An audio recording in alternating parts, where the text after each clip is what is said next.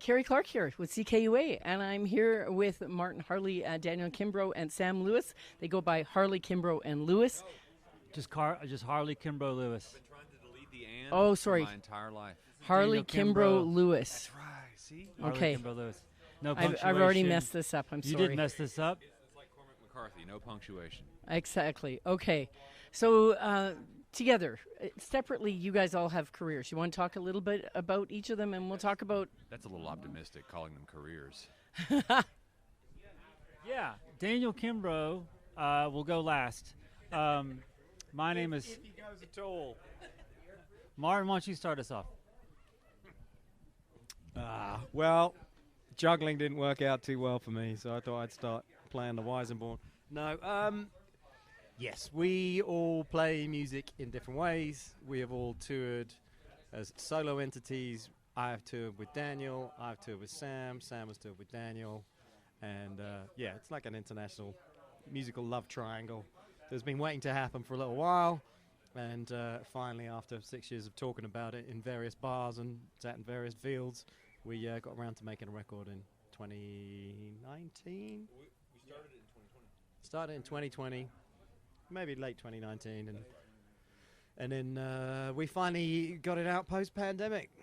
Yeah, March 22. So an album with the three of you, with no with the and. three of us. Greatest album. Yeah, with Yes. no and. The Andless album. Yes, all day. Andless hits.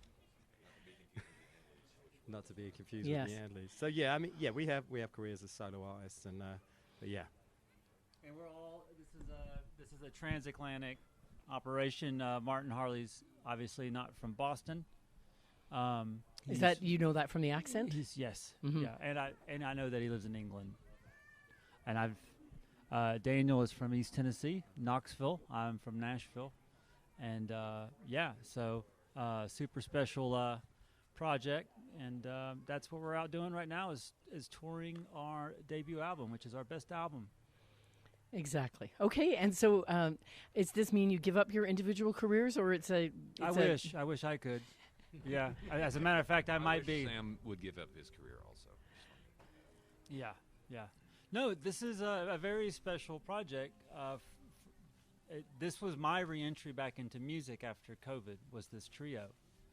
And so it was a very beautiful, rebirthing of such with two really, really talented and close friends. It was really nice to get back out there and do it this way, because as Martin, he's a solo, at most times a solo artist as well, and it's fun. It's lonely being solo. It can be lonely, Mhm. and there's some fun in that as well. But it's just, it was a really cool way to re-enter the world of music. But I have a new project on the way. Martin as well, and Daniel has his debut album is just getting closer every day to being out in the world, and I can't wait to buy it. Does Daniel want to talk a bit about his album? Not especially, but here we are. Kerry, was I a little strong about the and thing? Yeah. We'll talk later. Okay, cool. Didn't mean to be. Was trying to get the MC's attention last night. Anyway, yeah, I have a record. I am the least experienced solo performer of the three, but I am the most experienced at literally every other facet of life. Including modesty. Including modesty. No, I have learned a lot from Martin and Sam about songwriting in particular, and some of the songs that I wrote for my debut songwritery kind of thingy album were written with the lessons learned from these two upstanding writers, and some were not. And you can tell the ones that were written pre my being influenced by them because they're overly verbose, and parsimony is a thing that I have learned from these two, which means I will now stop talking. So I'm sure you've been asked this before, but how do you approach this collaborative songwriting? What's the process for this project with no and in it? Yeah, I'm glad you brought that up about the and. A lot of people put it in there. We didn't know how to do it. Is that fair to say? Until we started doing it. And I think that's... Yeah, you just had to start doing it. Set a date. We had to set a date. Martin, it's easy for Kimbro and I to get together because we live in the same state. We just live a couple hours apart. Right. So we had to really just go, look, Martin, when can you make it over here? We need a week. And we banged out half of the record in a week. Yeah. And we were writing a lot of things in the morning, and by the end of the day, we had it in the can, if not 2 songs in the can. Yeah, and meaning it was recorded. Yeah, and the project far exceeded my expectations, to be honest. I'm not easy to write with. I don't write with a lot of people, and I was really blown away that we could really check our preciousness about it's everything. Easy to get proprietary and about your ideas. We really, truly, I think, tried to just make each other laugh and impress each other with performance, and I think it comes across. I think you can feel it. I think you can hear it, and so I don't know if that answers the question. I think you did. Yeah, I think there's something necessary about a deadline that's looming that can be a bit of a catalyst for creativity, and I think procrastination is an affliction from which we all at times suffer. Not necessarily set a with date music. and make a record. Yeah, I mean, you have just to do it keep that way. going, keep rewriting, keep changing things. If musicians are given free rein, that's what happens when you're Guns N' Roses and you've got enough time. Yeah, you know. Obsessive editing is a form of procrastination. Exactly. So just go in, do what you can, surrender it to the world, and let the world make its mind up. I listened to a podcast by a guy called The Blind Boy. It was really fascinating, and one of the things he says about the creative process is actually quite sad when a book or a poem or a song is finished. I think the same is true of a record, because it's then the product that you tour, and touring and playing live is its own thing, but the creative process itself doesn't exist in those places, with the exception of stage improvisation where there is some creativity. But the joys of that are not the creative process. So having that time scale, having a week to work on something, knowing that it's going to go out into the world, because firstly you don't have the budget or the time, because we've got busy schedules. Daniel's super busy. We didn't know what the hell we were going to write either. Yeah, so it was really nice. Yeah, it was really, really fun. It was very cathartic, and there's no way I would have written any of those songs on my own. And no way Martin would have written any of those songs on his own. I mean, it really took that collaborative effort. It was a welcome safe zone where no one's going to laugh at the song you're going to write. Because, I mean, we really did. For me, there's a song called Cowboys in Hawaii, which I sing really, in quite an affected way. I would never have done that. I would never have been brave enough to do that, because I couldn't. I can't handle the criticism for that. I couldn't have stood by that and gone, yeah, man, I can get away with this. Whereas Sam and Daniel are like, man, you're killing it. That's hilarious, but it's also really good. You gotta do that, and so that's very liberating. So as Sam said, and Daniel said, we all it's a learning process. The end product, I almost don't care. We did it. We got in a room. We did the thing. We learned a lot. I stand behind it. I think it's marvelous, but I can't attach myself to that record in the way anyone listening to it would. Too close to it. It's a wonderful thing. It also looks good. You were saying, Sam, that you wouldn't have written the same songs for yourself. So how lyrically did you approach it differently with these fellows? I had to listen to someone else's ideas, and that's tough. Well said. That's really, really tough, and it was democratic. 2 against 1 a lot of times got the line, and that's what it's all about. I think that's a really good point that Sam just made. This is Daniel speaking. Like, when you're in the creative crucible, if you'll forgive the alliteration, that you need to be bulletproof.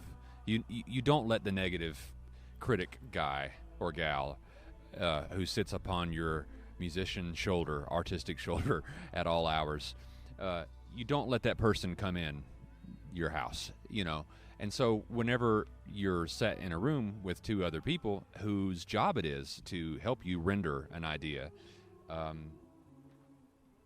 there is at the same time the possibility for the critic person to be heard, but also you can just say, actually, that's just their opinion, and I don't have to own that, and so I can accept that criticism, and it doesn't have to be internal. And for some reason, and maybe I'm giving away too much of my id, but for some reason that's a very freeing thing. And I was just pulling my phone up because I wanted to, this J.D. Salinger quote that I've got that I think really typifies this record, and it's, I'm sick of not having the courage to be an absolute nobody.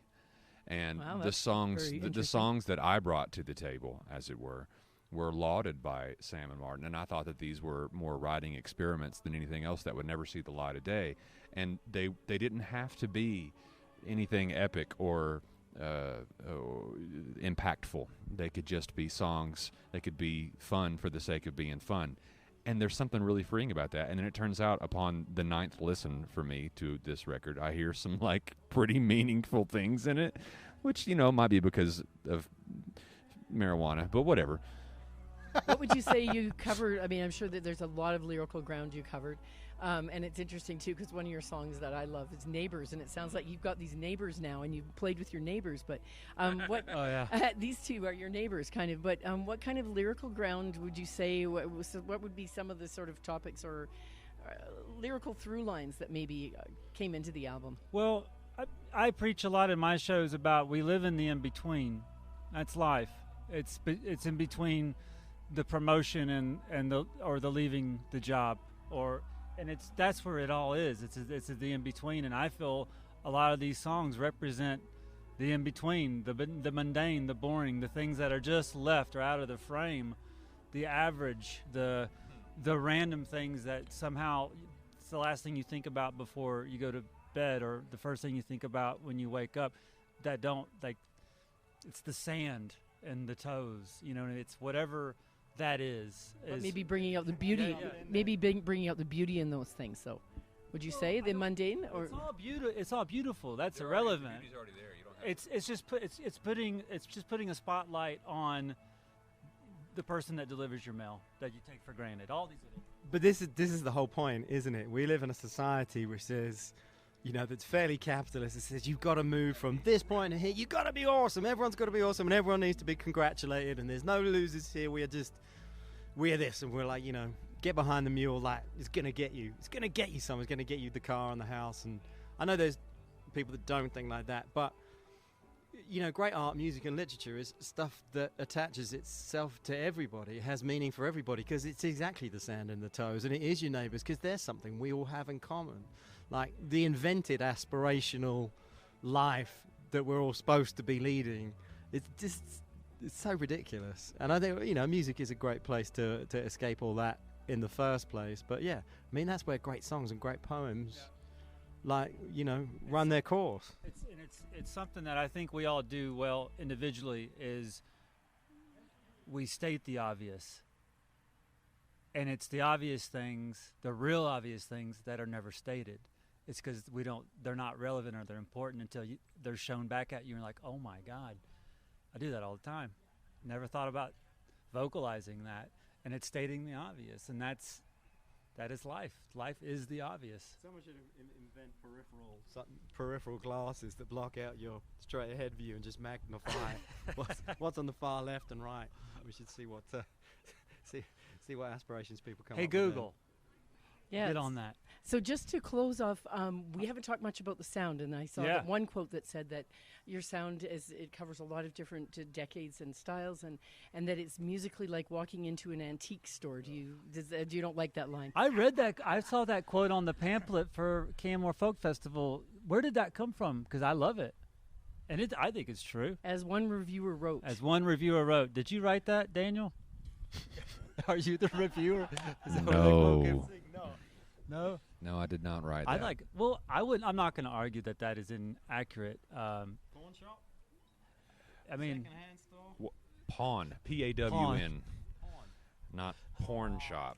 I thought you said porn shop, which Say is a far more apt say description Pawn of our Stars. music. He can't help it. He's got that accent. it's Don't a bother cold, he has him. a It's cold. not nice. He's actually, it's not nice to make fun of his accent. He's actually from Johnson City, Tennessee. He has a terrible cold. So sound. Talk about the sound. If how would you describe it? If you It had sounds to? like the records that we listen to, and that's the kind of music people make. It sounds like, hopefully, it sounds like some sort of amalgamation of John Prine and J.J. Cale and Van Halen. What about Miles Davis? Yeah, he's in there too. Miles, who? we make music that we want to listen to. Yeah, ideally. I mean, we try to anyway. I think that's the goal. I don't know. Mostly we write records that we know Sue Panning is going to listen to. That's true. It's true. Sue Panning for president. Yeah, I Prime totally Minister. agree. I Sorry. think, like, the things I learned and the writers I was exposed to when I first met Sam about a decade ago were people like John Prine, where unless you got your ears open in England 10 years ago, just his records didn't really stretch out there. And so they're a very simplistic sounding approach to records that's actually very, very, very hard to do. So yeah, that was a real eye opener. So John, very much John Prine, JJ Cale. Oh, Yeah.